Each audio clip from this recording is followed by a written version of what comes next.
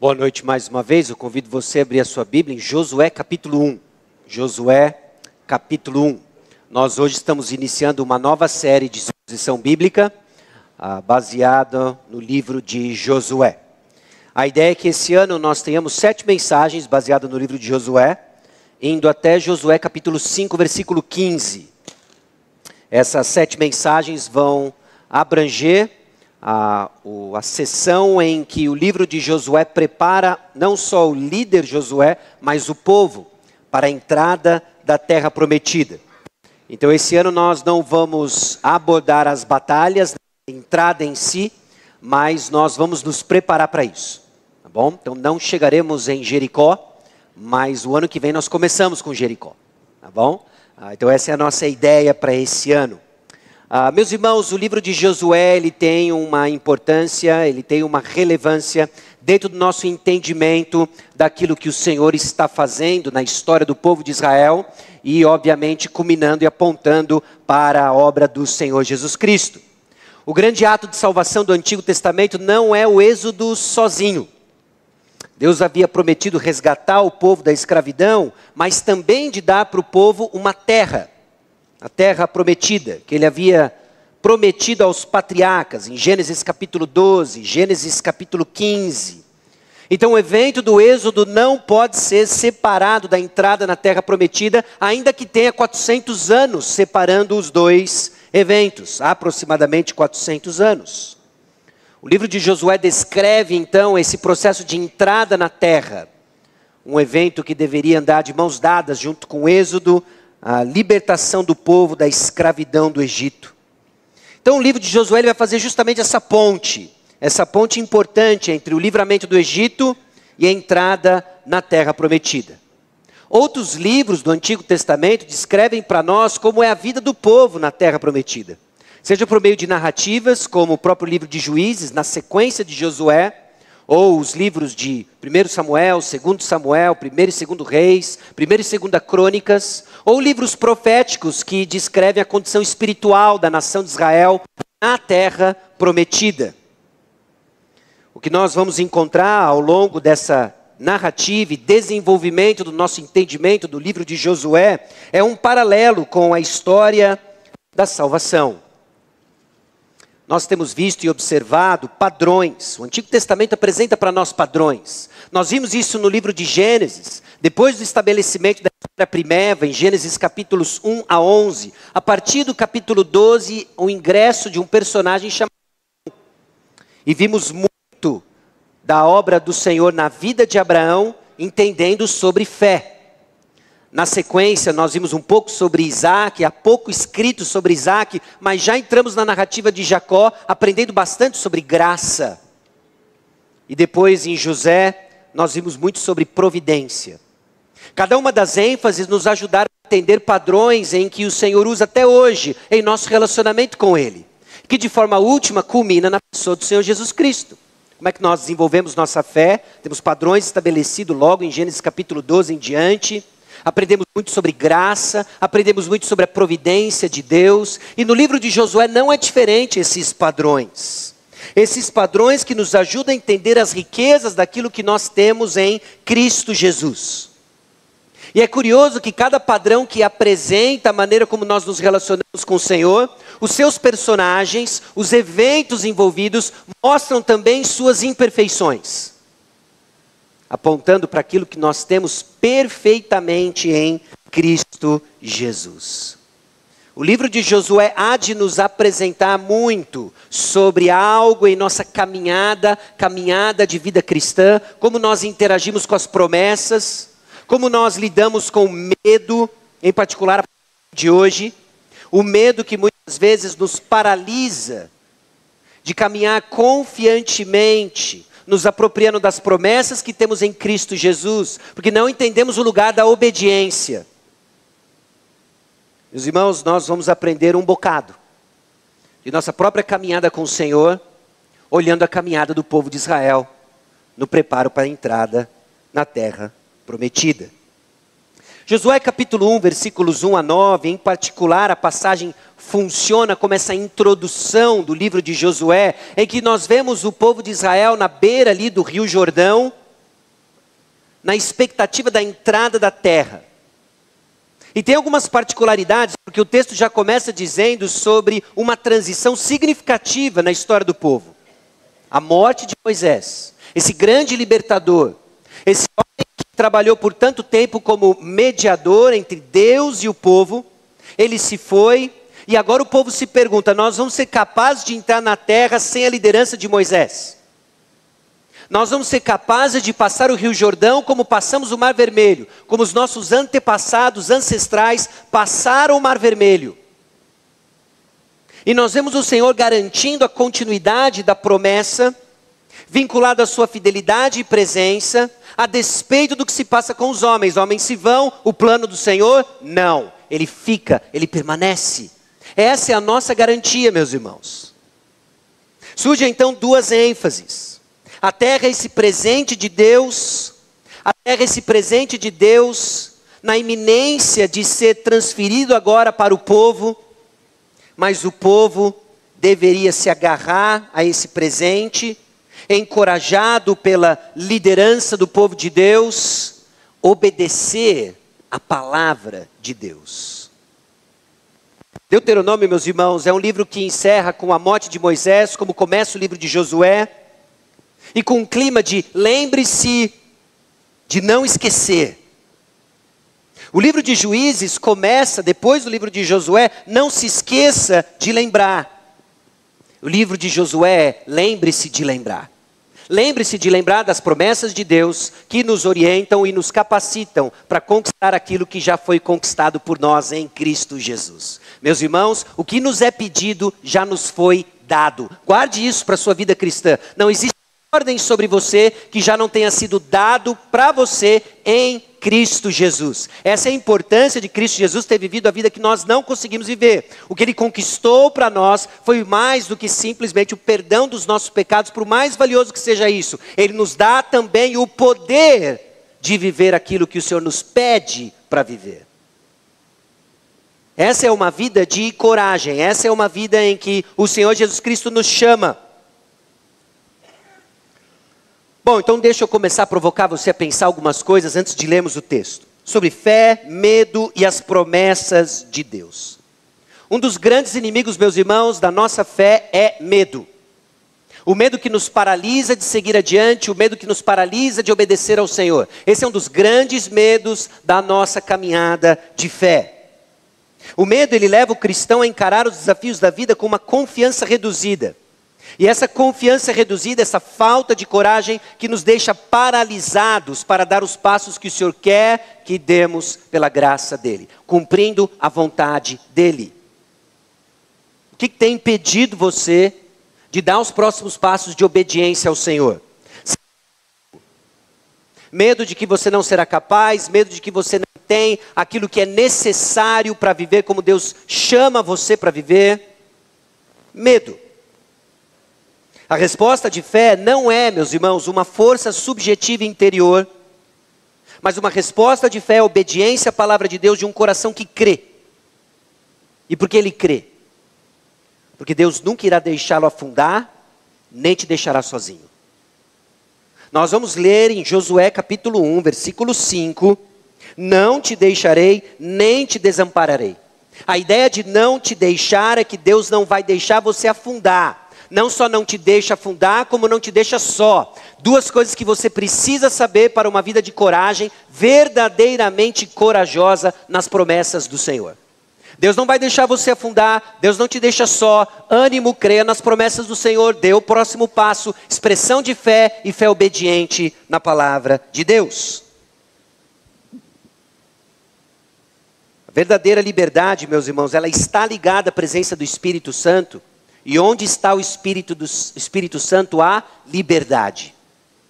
E nós particularmente desfrutamos da presença de Deus, que não só nos liberta de medo, mas nos capacita para os próximos passos que o Senhor tem para cada um de nós. Em nossa caminhada cristã, libertos da escravidão do pecado e rumo ao que o Senhor tem para nós e prometeu fazer em nós. Ele há de completar a boa obra que Ele começou em cada um de nós. Nós não estamos numa jornada sem destino certo. Nós temos um destino certo em que o Senhor não nos deixa afundar. Nós temos um destino certo em que o Senhor é conosco. Isso deve de alguma forma encorajar o nosso coração, entender aquilo que o Senhor quer para cada um de nós no cumprimento da sua vontade. Ele não vai pedir para você absolutamente nada que Ele já não tenha dado para você a capacidade de obedecer. Pare e pensa quão confortante é isso, quando nós somos confrontados em nosso pecado, quando nós temos que lidar com o nosso coração conturbado. Deus é conosco. Então vamos ao texto, Josué capítulo 1, versículos 1 a 9. Nós vamos ler nos versículos 1 e 2 que o Senhor dá uma ordem a Josué. Sucedeu depois da morte de Moisés, servo do Senhor, que este falou a Josué, filho de Num, servidor de Moisés, dizendo: Moisés, meu servo, é morto. Dispõe-te agora, passa esse Jordão, tu e todo este povo, a terra que eu dou aos filhos de Israel.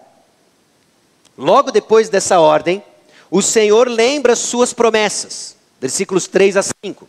Preste atenção nas promessas que ele lembra Josué. Todo lugar que pisar a planta do vosso pé, vos tenho dado, como eu prometi a Moisés. Desde o deserto e o Líbano, até o grande rio, o rio Eufrates, toda a terra dos heteus e até o mar grande, para o poente do sol, será o vosso limite.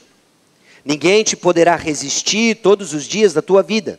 Como fui com Moisés, assim serei contigo. Não te deixarei, nem te desampararei. E na sequência, o Senhor requer então uma resposta. Versículos 6 a 9. Ser forte e corajoso. Primeira vez que isso aparece agora. Ser forte e corajoso. Porque tu farás este povo herdar a terra que sob juramento prometi dar aos seus pais.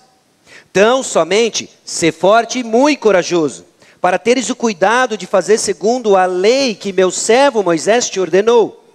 Dela não te desvies, nem para a direita, nem para a esquerda, para que sejas bem-sucedido por onde quer que andares. Não cesses de falar deste livro da lei. Antes medita nele dia e noite, para que tenhas cuidado de fazer segundo tudo quanto nele está escrito. Então farás prosperar o teu caminho e serás bem-sucedido. Não te mandei eu? Ser forte e corajoso. Não temas, nem te espantes, porque o Senhor teu Deus é contigo por onde quer que andares. Meus irmãos, o texto traz para nós ordem, promessas e resposta. O Senhor dá uma ordem a Josué, o Senhor lembra de promessas a Josué, e o Senhor requer uma resposta de Josué e do povo de Israel. A ordem era para ser cumprida como uma resposta obediente, com base numa promessa apropriada. A promessa dava garantia e credibilidade para uma resposta obediente da ordem. E a resposta era uma expressão de fé na promessa do cumprimento da ordem. As coisas, elas estão relacionadas. A ordem que o Senhor dá para o povo de Israel está baseado na promessa que Ele deu a Israel. Essa ordem que Ele dá e essa promessa requer do povo de Israel uma ação obediente, em cumprimento à ordem dada por Deus, na certeza da promessa de Deus. Você não cumpre ordens de Deus se você não tem garantia de promessas. Você não cumpre as ordens de Deus se você não tem uma resposta de fé, na certeza de que o Senhor há de cumprir a sua promessa. Meus irmãos, Deus nos chama a uma vida de obediência, como expressão de fé em suas promessas suficientes e certas de nos salvar, transformar e glorificar. Nós não estamos numa loteria. Nós não estamos no mato sem cachorro. Meus irmãos, nós iniciamos uma jornada de fé, na certeza de que Deus há de garantir o processo todo. Na certeza de que Deus há de cumprir sua promessa, aquilo que Ele começou em nós, Ele há de cumprir. E eu espero que isso de alguma forma encoraje você, coração medroso, ansioso. Eu espero que isso de alguma forma isso confronte você, coração insubmisso, insubordinado. Eu espero que de alguma forma isso anime o seu coração, você desanimado. Eu espero que isso de alguma forma ampare você, coração fraco, na certeza de que nós estamos numa jornada garantida pelas promessas de Deus, e a resposta adequada são passos de obediência, porque o Senhor garante a jornada. Amém? Com isso em mente, eu convido você a baixar sua cabeça mais uma vez. Nós vamos orar e nós vamos entender como nós vamos aplicar essas realidades em nossa jornada cristã. Baixe sua cabeça, feche seus olhos. Senhor, nosso Deus e Pai, aqui chegamos diante do Senhor como um povo que por vezes luta com medo e ansiedade. Temos medo, ansiedades, tiramos nossos olhos das suas promessas, nos distraímos pela direita, pela esquerda, vivemos vidas que não estão concentradas ou focadas na Tua palavra. Tem misericórdia de nós. Ajuda-nos, ó Deus, a entender o que o Senhor requer de nós. Simplesmente uma confiança na Tua palavra e obediência à Tua palavra, na certeza de que a batalha é Tua e a vitória é Tua, e nós desfrutamos da obra do Senhor Jesus Cristo. Que os nossos olhos não se amedrontem na batalha errada, mas esteja focado naquilo que o Senhor nos chama para fazer. É no nome precioso de Jesus que nós oramos. Amém. Meus irmãos, nós vamos olhar agora para o texto, dando as explicações históricas apropriadas e já aplicando ao nosso contexto, para sairmos daqui certos de que o Senhor nos chama a uma vida de obediência, como expressão de fé em suas promessas suficientes e certas de nos salvar, transformar e glorificar. Primeiro ponto, então, que eu quero chamar a sua atenção, é que as ordens de Deus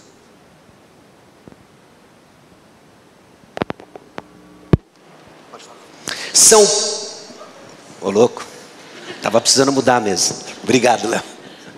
As ordens de Deus são parte de seu bom plano. As ordens de Deus são parte de seu bom plano. Por que isso é preciso nós afirmarmos e meditarmos nisso? Porque por vezes as ordens do Senhor soam para nós como um estraga-prazer. As ordens do Senhor soam para nós como algo difícil demais. As ordens do Senhor soam para nós como alguém que desconsidera a nossa única, singular situação. Como que isso pode ser bom? Você precisa crer nisso, você precisa exercer a sua fé de que as ordens de Deus são parte de seu bom plano. E onde que está a estranheza disso no contexto de Israel? Note como começa no versículo 1. Sucedeu depois da morte de Moisés.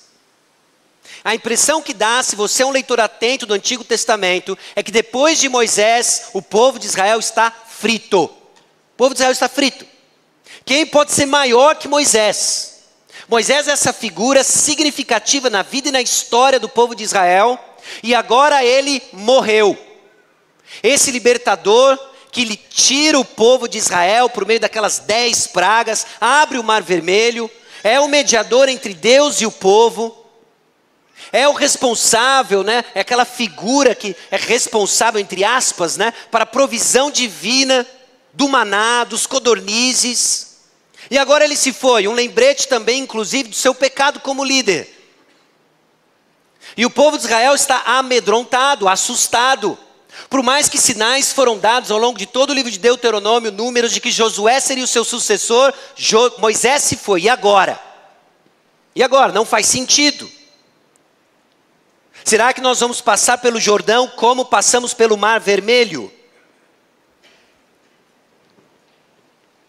Meus irmãos, é fato de que Deus enterra seus trabalhadores, e foi assim desde o início da história, mas nunca o seu trabalho. Mas nunca o seu trabalho. Moisés, o servo do Senhor, ele é morto. Mas é interessante que se você está acompanhando na revista atualizada, no versículo 2, diz assim: Moisés, meu servo, é morto. E tem um pequeno sinal aí, ponto e vírgula. Esse é um sinal colocado pelos tradutores, intérpretes da Bíblia. Não havia pontuação no autógrafo, no original. Mas é um ponto e vírgula significativo, porque a morte de Moisés não é o fim do plano de Deus. O ponto e vírgula não é o ponto final. O ponto e vírgula há uma continuidade aqui. Moisés é morto, mas o Senhor vai continuar agindo. Porque o plano de Deus transcende a vida de Moisés, transcende a vida de Josué.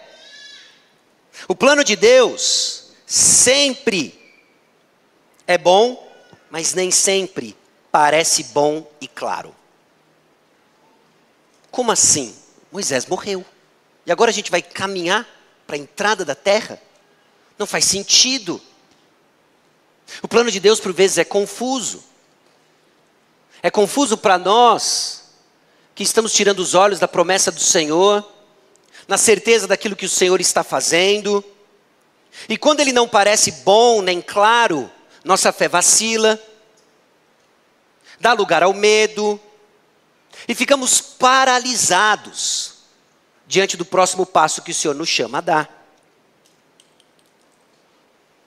As circunstâncias difíceis, então, irão nos tentar a viver com a mentalidade do término. Olha, acabou. Enterramos Moisés e com ele o nosso sonho de entrar na terra prometida. Quando o Senhor nos chama, no entanto, para uma mentalidade de continuação. Meus irmãos, nos foi confiada uma tarefa, e uma tarefa de continuação da proclamação do Evangelho.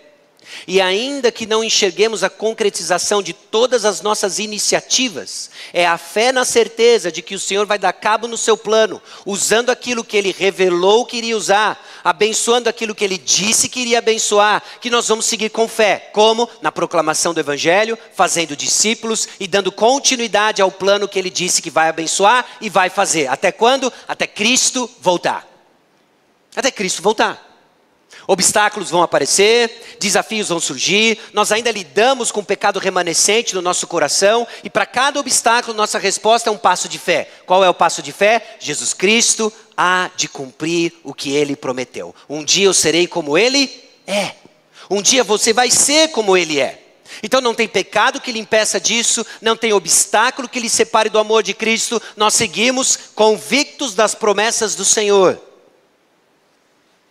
Porque quando entendemos as ordens de Deus como parte do seu bom plano, quando entendemos isso vinculado às promessas de Deus, nós desenvolvemos uma mentalidade de continuação e não de término diante dos desafios da jornada. Meus irmãos, é essa fé nas promessas de Deus que inclusive move a nossa perseverança diante de desafios. De não esmorecer diante dos desafios. De não esmorecer diante da dificuldade de preservarmos diligentemente a nossa unidade, mas de seguirmos convictos das promessas do Senhor. É o Senhor quem põe o ponto final, não sou eu, não é você, é o Senhor. E Ele já descreveu esse ponto final. É a derrota final dos nossos inimigos, é quando todo joelho há de dobrar e toda língua há de confessar que Jesus Cristo é Senhor. Esse é o ponto final. Enquanto esse ponto final não é colocado, meus irmãos, é ponto e vírgula e continue. Continue com o quê? Com a mentalidade de que Deus há de cumprir as suas promessas, de que existem ordens expressas a nós e nós vamos seguir servindo ao Senhor. Por quê? Porque Ele morreu por nós. Ele nos libertou do Egito. Ele nos libertou da escravidão do pecado. E Ele está nos levando para onde? Para a sua bendita e abençoada presença. Você crê nisso? Siga marchando. Mas alguns estão esmorecendo, alguns estão se cansando na jornada, estão parando para tomar água e não estão levantando. Meus irmãos, nós temos um caminho para seguir, e esse caminho tem um fim e um destino. Qual é? A presença do Senhor. Você tem essa esperança? De acordo com 1 João capítulo 3, versículos 2 e 3, aqueles que têm essa esperança seguem purificando-se a si mesmos. Do que? Daquilo que o Senhor revelou que é o problema, o nosso coração. Você estava hoje cedo no EBD? Você viu a suficiência das Escrituras, aquilo que a palavra de Deus enfatiza, aquilo que a palavra de Deus diz que é o problema. Esse é o problema, não a nossa percepção equivocada do problema. E nós lidamos com ele na certeza de que esse problema foi solucionado, porque Jesus Cristo disse, está consumado. Coragem. Nós não vamos entender uma porção de coisas que não nos foram reveladas, mas aquilo que nos foi confiado e claramente confiado na palavra de Deus, nós vamos seguir agindo com fé, expressando com obediência. Isso não é exclusivo de Josué.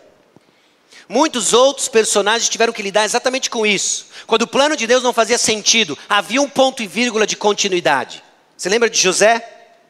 Vós, na verdade, intentastes o mal contra mim. Olha o ponto e vírgula aí. Porém, Deus o tornou em bem, para fazer, como vedes agora, que se conserve muita gente em vida. Por muito tempo, José não tinha a mínima ideia de que esse era o plano. Ele não tinha ideia.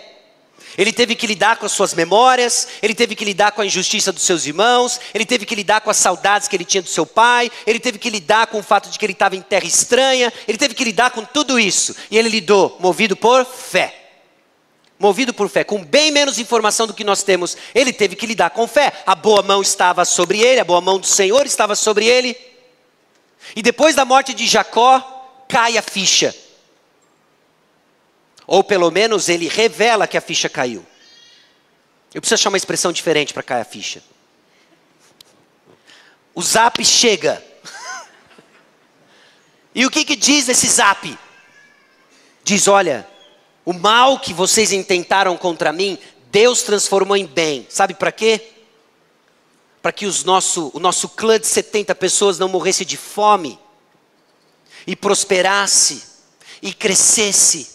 Porque desse clã confuso, desse monte de pecador batendo cabeça, há de vir aquele que esmagaria a cabeça da serpente.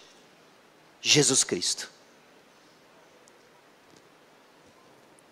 Ou ainda pare e pense na vida do profeta Abacuque. Ainda que a figueira não floresça, nem haja fruto na vide, o produto da oliveira minta, e os campos não produzam mantimento, as ovelhas sejam arrebatadas do aprisco, e nos currais não haja gado, todavia eu me alegro no Senhor, exulto no Deus da minha salvação.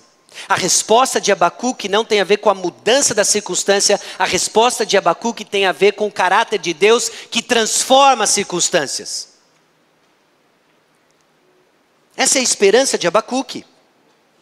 Ou considere ainda o apóstolo Paulo em Filipenses 3, 13 e 14. Irmãos, quanto a mim, não julgo havê-lo alcançado, mas uma coisa faço. Esquecendo-me das coisas que para trás ficam e avançando para as que diante de mim estão, prossigo para o alvo, para o prêmio da soberana vocação de Deus em Cristo Jesus. Meus irmãos, o passado é um lugar para visitarmos e tirarmos lição, mas é um péssimo lugar para ficar. Tire as suas lições, aprenda com o passado, mas não fique lá. Avance para o alvo. Qual é o alvo? Jesus Cristo é o alvo. Jesus Cristo é o alvo.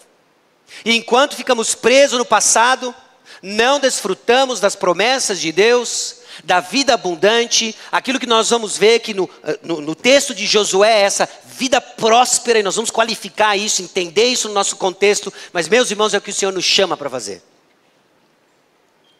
Por quê? Porque as ordens de Deus são parte do seu bom plano. No versículo 2, na sequência do fato de que Moisés, meu servo, era morto, diz o texto, dispõe-te agora. Dispõe-te agora. Já se passou tempo demais. Foram 400 anos de peregrinação. Desculpa, foram 400 anos no Egito e 40 anos de peregrinação no deserto.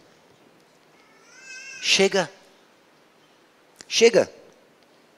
Amanhã, meus irmãos, não é o dia de desfrutar do bom plano de Deus. Não é amanhã. É quando? É hoje. Dispõe-te agora. Dispõe-te agora. Não exista passo que você precisa tomar que você não possa começar agora.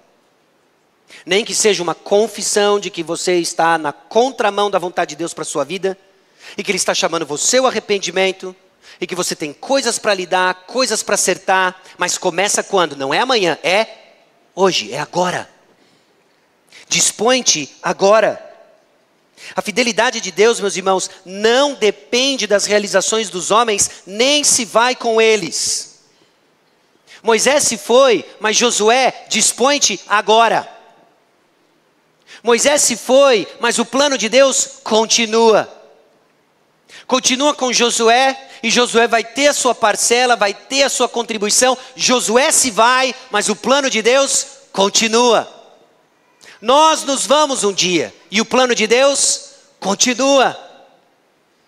Então a fidelidade de Deus não depende das nossas realizações, o Senhor há de continuar levando a cabo o seu bom plano. E muito tempo já foi perdido. A pergunta é: quanto tempo você está disposto a perder? Ensina-nos, Senhor, a contar os nossos dias para que alcancemos um coração sábio. Quanto tempo você vai estar disposto a ficar andando em círculos no deserto? Quanto tempo você vai desperdiçar esquecendo de que você foi liberto do Egito para caminhar para uma terra prometida? Quanto tempo você vai demorar para entender que você foi liberto da escravidão do pecado para viver para o Senhor Jesus Cristo e os seus propósitos, descritos na palavra de Deus? Porque quando ficamos circulando, nós estamos desperdiçando valioso tempo para viver para o nosso Senhor e para o nosso Salvador. As ordens de Deus são parte do seu bom plano. E ainda no versículo 2, nós vemos claramente o plano: passa este Jordão, tu e todo este povo, à terra que eu dou aos filhos de Israel. Essa ordem que Deus dá a Josué é uma ordem associada a promessas que foram repetidas no livro de Deuteronômio, foram dadas no livro de Gênesis, são conhecidas pelo povo de Israel e tem a ver com a posse de uma terra. A ordem de Deus está associada às suas promessas. Quando o Senhor lhe chama e lhe ordena uma vida de santidade, isso está vinculado à ordem, à promessa de que Ele há de santificá-lo. Simples assim. Toda e qualquer ordem dada por Deus que envolva a nossa santidade está vinculada ao fato de que o Senhor prometeu que Ele há de santificar o seu povo. Olha que maravilha. Olha que maravilha. As ordens que forjam em nós as virtudes cristãs têm a ver com a promessa de que Deus disse que há de forjar em nós o caráter de Cristo. Então não existe ordem que lhe seja dada na palavra de Deus que não esteja vinculada a uma promessa de Deus. Não são absurdos, mas eu não sou capaz, eu não consigo. Sim, começa por aí, reconhecendo que eu não sou capaz, que eu não consigo, por isso Jesus veio. Por isso Ele veio. Ele veio para cumprir a lei, Ele veio para morrer a sua morte, Ele veio para pagar o preço dos seus pecados. E uma vez que nós nos arrependemos dos nossos pecados, colocamos a nossa fé no Senhor Jesus Cristo, nós somos selados pelo Espírito Santo, nós temos acesso aos recursos espirituais para a obediência das ordens de Deus que são vinculadas às promessas de Deus. Deus não nos dá ordem que não esteja vinculada às suas promessas ou garantida por Ele mesmo por causa do seu santo caráter. Sede santos porque eu sou santo. Então é garantido pelas promessas de Deus, é garantido pelo seu caráter. E o Senhor está amarrando diante de Josué agora o entendimento, uma lembrança das promessas, para que faça sentido as ordens do Senhor. Para que faça sentido as ordens do Senhor. Porque essas ordens, e a ponte foi feita, elas são suportadas por suas promessas. A promessa, particularmente nesse caso, envolvia a posse de uma terra. E essa promessa, ela é garantida pela presença de Deus, como foi com Moisés. O Senhor era com Moisés, diz o versículo 5. Ninguém te poderá resistir todos os dias da tua vida. Como fui com Moisés, assim serei contigo. Como fui com Moisés, assim serei contigo. Meus irmãos, a promessa divina garante a continuidade do plano de Deus. Sua obra é contínua. Nós não estamos simplesmente numa jornada sem a garantia do término dela. As promessas de Deus garantem que o Senhor há de cumprir o seu bom propósito. De que o Senhor projetou as boas obras para que andássemos nelas. E essas boas obras fazem parte daquilo que o Senhor projetou, daquilo que o Senhor está construindo, edificando, e no qual nós temos uma parcela, e que quando obedecemos com fé, nos tornamos participantes disso. Somos abençoados com isso. Deus está prometendo dar algo que Ele já deu. Deus nos promete dar algo que Ele já deu, que já foi conquistado por Cristo Jesus. Essa é a descrição que Deus faz da terra, que Ele escolheu para o seu povo, e que eles obterão por meio dessa jornada de conquista, de herança. Nós somos chamados, meus irmãos, a obedecer, porque Deus vai fazer a sua obra. Nós somos chamados a obedecer, porque Deus vai fazer a sua obra. Você crê que Deus há de fazer a obra? Não cruze os braços, obedeça. Mas obedeça o quê? Porque o chamado de Josué não é vá lá e detone os habitantes de Jericó. Isso não é o chamado de Josué. O chamado de Josué não é vá lá e expulse com estratégia militar os heteus. Essa não é a ordem para Josué. Porque a batalha não é de Josué, a batalha é do Senhor. Josué era chamado a fazer o quê? Ser forte e corajoso para obedecer a palavra. Obedecer a palavra. Entenda, você não tem força para derrotar o pecado que você luta. Você não é chamado para derrotar o pecado que você luta. Essa é obra e prerrogativa do Senhor. Você é chamado para obedecer a palavra do Senhor, na certeza de que o Senhor lhe capacita por meio das suas promessas, através das quais nós nos tornamos coparticipantes da natureza divina. Vimos isso hoje de manhã. E é por meio delas então que nós somos transformados. A coragem que necessitamos é para obedecer a palavra de Deus, porque o resto Ele faz. Ele vai seguir edificando a igreja. Ele vai seguir salvando pessoas. Ele vai seguir transformando pessoas. E nós somos chamados a obedecer. Somente obedecer. Você tem fé? Obedeça. Obedeça e entenda. Esse é o caminho que Deus escolheu. Esse é o caminho que Deus determinou para fazer aquilo que Ele disse que vai fazer e garantiu que vai fazer. Alguns acreditam que Agostinho disse em algum lugar do passado: ore como se tudo dependesse de Deus e trabalhe como se tudo dependesse de você. O ponto dele não é dizer que as coisas dependem de você, por isso você trabalha. O ponto, a verdade por trás, é que a nossa oração reconhece que tudo é Deus quem faz. Deus determinou as coisas como serão, como elas são, mas Ele também determinou os meios que Ele vai atingir esses propósitos. E Ele usa o seu povo, Ele escolheu usar a sua igreja. Você tem fé nisso? Então trabalhe e responda com fé. Bom, os nossos medos, meus irmãos, eles têm a ver com dúvida e incerteza sobre algo. Dúvidas de que, será que Deus vai fazer mesmo? Como será que Deus vai fazer? Incerteza se Deus há de cumprir mesmo o seu plano. Nós temos dúvidas, temos incertezas. E esse é o solo fértil para o medo.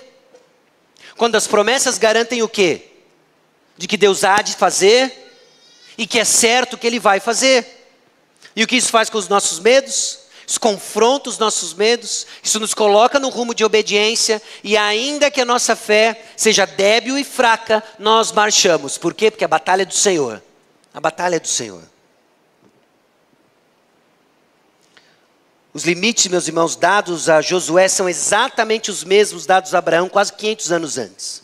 Norte, Líbano; oeste, o mar Mediterrâneo; leste, o deserto; sul, o Egito.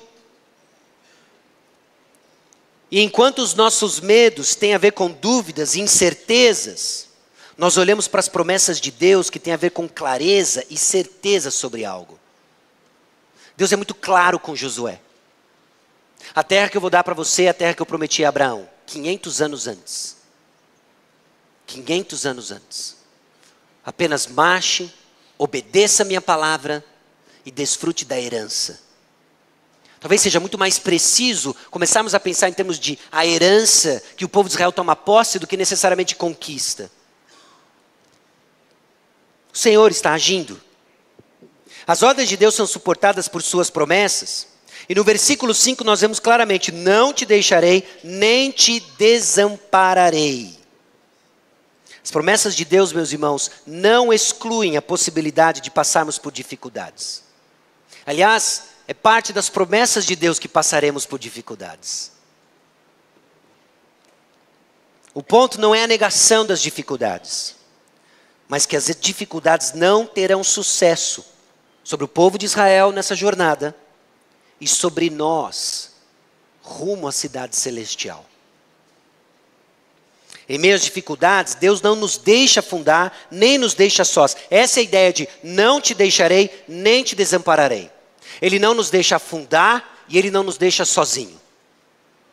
Isso, de uma certa forma, abrange e consola todo e qualquer medo que nós tenhamos em meio às nossas dificuldades na jornada cristã. Deus não vai deixar você afundar e Deus não vai deixar você sozinho. Ele é conosco. Você pode achar que está afundando, mas o Senhor não há de deixar você afundar. As promessas garantem então o sucesso final de acordo com os planos de Deus. Meus irmãos, é nesse contexto em que Jesus ministra aos seus discípulos e os seus ouvintes no Sermão do Monte, em Mateus capítulo 6. Mantenha aberto em Josué e vá comigo até Mateus capítulo 6. Veja o paralelo desses padrões, da forma como nós devemos responder às promessas de Deus e responder com fé.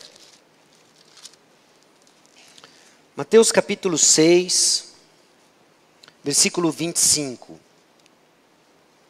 Por isso vos digo, não andeis ansiosos pela vossa vida, quanto que haveis de comer ou beber, nem pelo vosso corpo, quanto que haveis de vestir. Não é a vida mais do que o alimento e o corpo mais do que as vestes? Observai as aves do céu, não semeiam, não colhem, nem ajuntam em celeiros, contudo vosso Pai Celeste as sustenta. Porventura não valeis vós muito mais do que as aves? Qual de vós, por ansioso que esteja, pode acrescentar um côvado ao curso da sua vida? Por que andais ansiosos quanto ao vestuário? Considerai como crescem os lírios do campo, eles não trabalham nem fiam. Eu, contudo, vos afirmo que nem Salomão, em toda a sua glória, se vestiu como qualquer deles. Ora, se Deus veste assim a erva do campo, que hoje existe, amanhã lançada no forno, quanto mais a vós outros, homens de pequena fé? Portanto, não vos inquieteis, dizendo que comeremos, que beberemos ou com que nos vestiremos. Porque os gentios é que procuram todas essas coisas, pois vosso Pai Celeste sabe que necessitais de todas elas. Buscai, pois, em primeiro lugar o seu reino e a sua justiça, e todas essas coisas vos serão acrescentadas. Portanto, não vos inquieteis com o dia de amanhã, pois o amanhã trará os seus cuidados, basta ao dia o seu próprio mal. Qual é a nossa batalha? A nossa batalha é buscar em primeiro lugar o reino de Deus. Sua batalha não é se vestir, sua batalha não é comer, sua batalha é buscar em primeiro lugar o reino de Deus. Marche. Responda com fé, na certeza de que o Senhor há de cuidar e garantir. Como? Como Ele sempre fez ao longo da história. Tendo o que comer, o que vestir, estejam contentes. Mas onde está a batalha? Nós não queremos aquilo que Deus nos dá. Nós queremos e estamos confusos com aquilo que nós vamos ver o povo de Israel flertando. Com Baal, por exemplo, o Deus da chuva, que vinculava aquilo que ele prometia com prosperidade palpável e imediata. Isso começa a seduzir o povo de Israel a não olhar mais para o Senhor, mas olhar para os falsos deuses. Nós vemos algum deslumbre disso em Josué e vemos isso escancarado no livro de Juízes. E esse é um padrão que ainda nos tenta. Em meio à jornada que nos é proposta, de caminhar e servir ao Senhor e buscar em primeiro lugar o reino de Deus, nós olhamos para o lado, para as promessas de bênçãos imediatas. E esquecemos de buscar em primeiro lugar o reino de Deus. Meus irmãos, mas é fato de que nós não precisamos fingir coragem e valor. Nós podemos confessar nosso medo, encontrar força para nos movermos para a fé, porque sabemos que Deus nunca nos deixará ou abandonará. Porque talvez você não esteja correndo para os pés do Senhor Jesus Cristo, porque não se enxerga digno dele. Você acha que afundou e você acha que está só, então você não corre para Jesus. Você não precisa fingir coragem. Você não precisa fingir que está tudo bem quando não está. O que você precisa é confessar. Confessar que você carece daquele que luta as nossas batalhas e vai avante e é o nosso general, e o nosso general é Cristo. Nosso general é Cristo. É a experiência que esse homem teve ao interagir com Jesus em Marcos 9:24 e diz: E imediatamente o pai do menino exclamou com lágrimas: eu creio, ajuda-me na minha falta de fé. Eu creio, ajuda-me na minha falta de fé. Então entenda o seguinte: o Senhor está buscando fé autêntica, não fé fingida. Não há problema em confessar os seus medos, nossas ansiedades, sua angústia. Não há problema de confessar isso diante de Deus, porque é Ele quem nos encoraja para que nos tornemos fortes e tenhamos bom ânimo para aquilo que Ele pede de nós. Não finja uma fé perfeita, mas reconheça os seus medos e diante do Senhor coloque suas ansiedades, na certeza de que o Senhor há de nos visitar com paz. Ele é o Deus da paz. E ainda que as nossas circunstâncias não mudem, o justo viverá pela fé. Olha o ponto e vírgula aí. Olha a continuidade da nossa caminhada. Em terceiro e último lugar, a obediência é a resposta certa, que garante o resultado certo. No versículo 6 nós lemos: ser forte e corajoso. Isso aparece 3 vezes. Dizem os estudiosos, inclusive, que a expressão não temas aparece 365 vezes na Bíblia. Uma vez por dia para o seu ano. Não temas. Não temas. Ser forte e corajoso, porque tu farás este povo herdar a terra que sob juramento prometi dar a seus pais. A razão, meus irmãos, da força e da coragem que o Senhor chama Josué a ter e desenvolver está na garantia das promessas de Deus. O Senhor está dizendo para Josué: vá que eu vou lhe dar. Vá que eu garanto. Então seja forte e corajoso. Sabe que você vai sair daqui forte e corajoso? Porque agora você está entendendo mais sobre vida cristã. Porque você faz e acontece na vida cristã. Porque você se tornou suprassumo da vida cristã. Não. Você vai sair daqui certo de que você pode ser forte e corajoso, porque o Senhor garante as promessas dele. Porque Ele garante. É por isso que nós desenvolvemos força e coragem. Assim como Ele fez com Moisés, assim como Moisés fez com Josué, o encorajando com as mesmas palavras. Agora o Senhor vai diante de Josué e diz: ser forte e corajoso. Porque você vai fazer o povo herdar a terra que sob juramento prometi dar aos seus pais. Agora o propósito dessa coragem é dado no versículo 7. O propósito da força e da coragem é a obediência à palavra de Deus, não a execução do trabalho de Deus, o trabalho que pertence a Deus. Olha o versículo 7. Tão somente ser forte e muito corajoso, para teres o cuidado de fazer segundo toda a lei que meu servo Moisés te ordenou. A razão por que nós somos chamados à força e à coragem, meus irmãos, é para termos o cuidado de obedecer a palavra. Esse é o ponto. Enquanto nós nos amedrontamos diante dos gigantes que temos que enfrentar, diante das batalhas que estão diante de nós, entenda, o Senhor segue edificando a sua igreja, o Senhor segue salvando as pessoas, esse é trabalho dele. E o nosso é obedecer a palavra. Não inventa moda, é obedecer a palavra. Se o Senhor disse que Ele vai salvar pessoas por meio da pregação, o que nós temos que fazer? Pregar a palavra. Se o Senhor disse que Ele há de edificar a sua vida e a sua alma por meio da meditação na palavra, o que você tem que fazer? Procurar um tempo para você mesmo, ir num spa, fazer meditação. É isso. Medite na palavra. Porque o que o Senhor vai fazer? Ele vai transformar você por meio da palavra. Se o Senhor disse que Ele há de sustentar você em meio às tempestades que vêm e abalam as casas que são edificadas na areia, aqueles que apenas escutam. Meus irmãos, nós somos firmados e somos sustentados pelo Senhor na ouvir a palavra e pôr em prática a palavra. E por vezes a nossa vida passa de crise em crise porque edificamos na areia. Ouvimos, dizemos amém, gostamos, mas não praticamos. Casa na areia, vem a tempestade e se abala. Essa não é a vontade de Deus para a sua vida. A vontade de Deus para a sua vida é um foco resoluto em ouvir a palavra de Deus, em obedecer a palavra de Deus, de não andar nem para a direita, nem para a esquerda, mas foco na palavra de Deus. Porque é lá que o Senhor nos sustenta. É lá que o Senhor nos sustenta.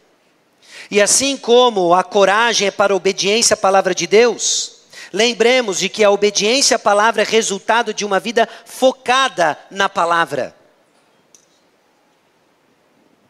Uma vida focada na palavra. Existem bênçãos, meus irmãos, vinculados à obediência da palavra de Deus, como resultado dos propósitos de Deus. Escute isso daqui. O final do versículo 7 diz: dela não te desvies nem para a direita nem para a esquerda, para que sejas bem-sucedido por onde quer que andares. Não cesses de falar deste livro da lei. Antes medita nele dia e noite, para que tenhas cuidado de fazer segundo tudo quanto nele está escrito. Então farás prosperar o teu caminho e serás bem-sucedido. Josué deve estar tão focado enquanto se concentra centralmente na palavra de Deus, que não se distrai com nada acontecendo ao seu redor. Isso deve nos lembrar da declaração de Jesus em Lucas 9,62. Ninguém que põe a mão no arado e olha para trás é apto para o reino de Deus. É um chamado para concentração. É um chamado para estar singularmente focado. É um chamado para se recusar a ser atraído por qualquer coisa que distraia alguém do caminho, da vontade e da palavra de Deus. Quais são as coisas que estão distraindo você de ouvir a palavra de Deus e responder com obediência? Talvez seja um relacionamento, uma amizade que não leva você, que não instrui você, que não estimula você a estar concentrado na palavra de Deus. Às vezes é uma rotina que você adotou muito mais dentro da agenda deste mundo do que necessariamente de se concentrar em conhecer a Deus. De que você usa suas necessidades legítimas como escudo para disfarçar o seu amor a este mundo, e você não se concentra em aprender da palavra de Deus. Talvez é uma forma de entretenimento, talvez é alguma outra coisa que está distraindo você de conhecer a palavra, de meditar nela e ser abençoado por onde quer que você anda. Talvez seja até uma definição errada de ser abençoado e próspero, muito mais parecido com a teologia da prosperidade, muito mais comprometida com a felicidade terrena e não o gozo celestial. Mas coisas que nos distraem de cumprir a palavra de Deus, coisas que nos distraem de conhecer a Deus. Não se desvie nem para a direita, nem para a esquerda. O chamado de Deus para nós é foco, concentração em conhecer a Deus. Seja corajoso para isso. Isso tem um preço a ser pago. Meus irmãos, mas é fato que a história do povo de Deus no Antigo Testamento dá testemunho do fato de que a lei, cuja obediência, cuja guarda era ordenada de modo solene, repetida, era também quebrada constantemente. O cenário é nebuloso. Se nós olharmos para a trajetória do livro de Josué, se nós olharmos para tudo aquilo que o Senhor coloca diante de Josué, as respostas de obediência do povo, o sucesso do povo em obedecer a palavra de Deus, que culmina com o esquecimento das promessas de Deus no livro de Juízes, dá um diagnóstico preciso da nossa condição e necessidade de um Redentor, e glória a Deus que Ele veio. Jesus Cristo é o nosso Senhor. Jesus Cristo é o nosso Senhor. Obediência, meus irmãos, é a resposta certa que garante o resultado certo. Em que sentido? Força e coragem são construídas e mantidas através da ação da palavra de Deus. Ação da palavra de Deus. A manutenção da força e da coragem veio por meio dessa observância da lei. Um sentido dado faria José e o povo prosperarem. Mas às vezes nós tratamos a palavra de Deus como uma ração emergencial. Uma ração emergencial para tempos de crise. A coisa aperta e você corre para a palavra. Lógico, corra para a palavra. Não é necessariamente isso que é errado. O errado é o tempo que você não correu para a palavra. Quando aparentemente as coisas estavam bem, e você define bem com o seu conforto pessoal, o seu bem-estar na terra, mas quando a coisa aperta aqui na terra, você corre para essa ração emergencial chamada palavra. E você busca alguma migalha, simplesmente para seguir vivendo. E você trata a palavra de Deus assim, não é isso que o Senhor disse para Josué. O Senhor disse para Josué, medita nela dia e noite. Não falou medita, quando você vê que a coisa aperta, corre para a palavra. Ele diz, medita nela dia e noite. Mas nós queremos apenas algo emergencial, que seja capaz de me manter funcionando, enquanto eu ainda consigo manter a minha idolatria a Baal e os deuses deste mundo. Mas é óbvio que você está traçando um plano para tropeçar, você está planejando falhar, e os tempos de crises virão, e a casa vai ruir, e a gente fica o pó. A vida abençoada, meus irmãos, é resultado de uma vida bem nutrida por causa de uma dieta da palavra de Deus, assimilada com meditação. Não cesses de falar deste livro da lei. A boca fala do que está cheio o coração. Antes medita nele dia e noite, para que tenhas cuidado de fazer segundo tudo quanto nele está escrito. Meditar na palavra é pensar sobre a palavra, internalizá-la, contemplá-la, ruminar, entre aspas aqui. Não é? Se você observa os boizinhos que tem aqui no nosso terreno, não é? As vaquinhas, elas ficam o dia inteiro pastando. E se você já observou, mesmo quando ela não está em contato com a grama, ela está mascando, parece que ela está mascando, não é? Aí você fala, quem que deu um chiclete para ela? Ela está ruminando. E o que é esse processo de ruminar? Vou poupar você dos detalhes, mas é o processo em que Deus criou este animal belo, que nos fornece carne, leite. O processo em que ele extrai todo o nutriente que ele precisa, que ele exaure o capim que ele comeu, que ele exaure a ração que ele comeu e tira tudo aquilo que ele precisa. Essa é a ideia da meditação na palavra de Deus. Não é aquela leitura que a gente simplesmente passa o olho, cumprir a minha obrigação evangélica do dia, mas estou meditando na palavra de Deus. Eu guardo, internalizo, isso volta, mastigo mais um pouco, penso as maneiras como isso se aplica no meu contexto, na minha situação. É essa meditação que nos abençoa. Mas avalie com você mesmo, uma pergunta muito simples e direta. Como é que está a sua meditação na palavra de Deus? Não é que você se esconde simplesmente porque você está numa comunidade que zela por isso, tanto na pregação quanto no ensino. Fala assim, não, o pessoal faz lá, eu estou de boa. É um jejum intermitente espiritual, eu só como domingo. Não é à toa que você corre para a ração emergencial, porque a casa cai de tempos em tempos. A casa cai de tempos em tempos.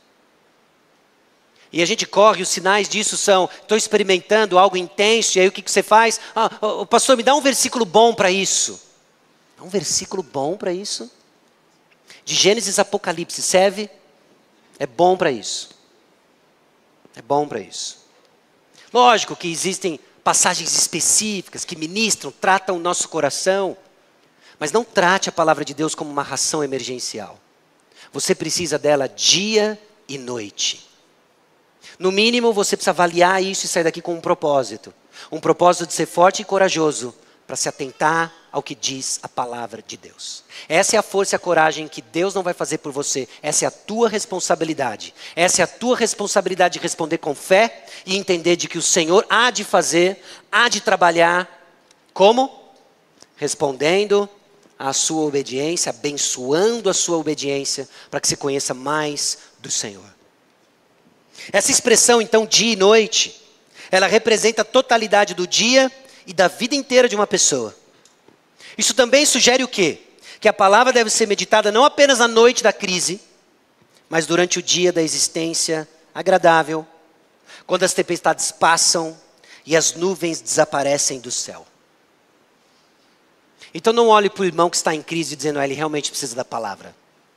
Você que está passando por um tempo de bonança, abundância, também precisa da palavra. E se você não estiver na palavra, é questão de tempo que a casa cai. E você vai estar passando por uma crise na busca de uma ração emergencial. Josué parece esse protótipo, meus irmãos, do Salmo 1:2. Antes o seu prazer está na lei do Senhor e na sua lei medita de dia e de noite. Bem-aventurado é esse homem. Bem-aventurado é esse que olha para a palavra de Deus, ele é corajoso e forte para buscar na palavra de Deus o que ele precisa. Quando? Dia e noite. Agora, o que é esse resultado certo? Essa prosperidade e sucesso estão conectados com a obediência. Não tem como fugir disso. Então farás prosperar o teu caminho e serás bem-sucedido. É fato. Nós vemos muitos abusos com passagens como essa, não é? De pessoas garantindo, prometendo sucesso, prosperidade, com base nos deuses dessa época e não do Deus verdadeiro, nosso Deus. O resultado certo, ele vai estar ligado com o propósito certo. O oposto aqui, ele é verdadeiro. Desobediência irá trazer a falta de prosperidade. Mas lembre-se, prosperidade e sucesso são resultados dependentes de irmos onde Deus quer nos levar. O sucesso está vinculado com a promessa de Deus. Você vai prosperar e você vai ser bem-sucedido se você obedecer. Mas vai prosperar e ser bem-sucedido no quê? Naquilo que eu te chamei a fazer. Tomar posse da terra.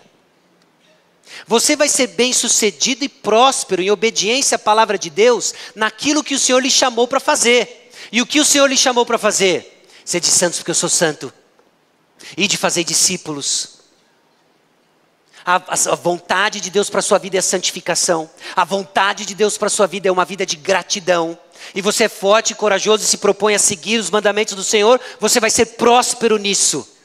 Você vai colher a bênção de Deus. E qual é a bênção de Deus? É a prosperidade de Deus, se não que estiver vinculado às promessas de Deus. É você crescer à imagem e semelhança de Cristo Jesus. Se isso não te empolga, você precisa acertar os seus parâmetros de adoração. Você se curvou diante do Deus errado.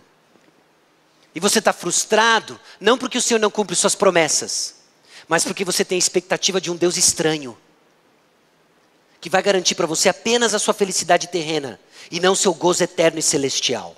Deus nos abençoa aqui, por certo, mas sempre vinculado ao seu propósito eterno. Sempre vinculado a isso. Então desfrute daquilo que o Senhor confia a você, tanto as dificuldades como as bonanças, como até mesmo prosperidade material, entendendo que a bênção de Deus nos é dada gratuitamente para o cumprimento dos propósitos de Deus. Senão você não vai entender prosperidade da maneira bíblica e correta. Por isso, mais uma vez ele diz, no versículo 9, sede forte e corajoso e não temas. Tema recorrente nas Escrituras. E a primeira vez que aparece é em Gênesis capítulo 15, versículo 1. Não temas, Abraão, eu vou ser o teu escudo. Não temas, porque eu sou o teu escudo. O resultado certo, meus irmãos, está ligado à resposta certa do propósito certo. Você não vai entender isso se você não estiver vinculado ao propósito que o Senhor tem para a sua vida. Assim, nós desfrutamos da proteção divina que nos protege da destruição, ainda que permita que sejamos feridos. Nós não vamos ser destruídos. Não vamos. É uma promessa do Senhor. Mas isso não significa que no processo não sejamos feridos. Mas medita dia e noite na palavra do Senhor. Se aproprie das promessas do Senhor. E você será bem-sucedido e próspero. E é a presença de Deus a promessa que consola. Não temas nem te espantes, porque o Senhor teu Deus é contigo por onde quer que andares. Meus irmãos, nós temos a promessa da presença de Deus. Nós temos a promessa da presença de Deus que nos acompanha no cumprimento dos propósitos de Deus. Não ache que você há de desfrutar da presença protetora de Deus, vivendo desvinculado dos propósitos de Deus. Aonde o Senhor nos abençoa no cumprimento dos seus propósitos. Mateus capítulo 28, versículos 18 a 20, Jesus aproximando-se falou-lhes dizendo: toda a autoridade me foi dada no céu e na terra, ide portanto fazer discípulos de todas as nações, batizando-os em nome do Pai, do Filho e do Espírito Santo, ensinando-os a guardar todas as coisas que vos tenho ordenado. E eis que estou convosco todos os dias até a consumação do século. Ser forte e corajoso. A tarefa de evangelização e discipulado por vezes nos é assustadora.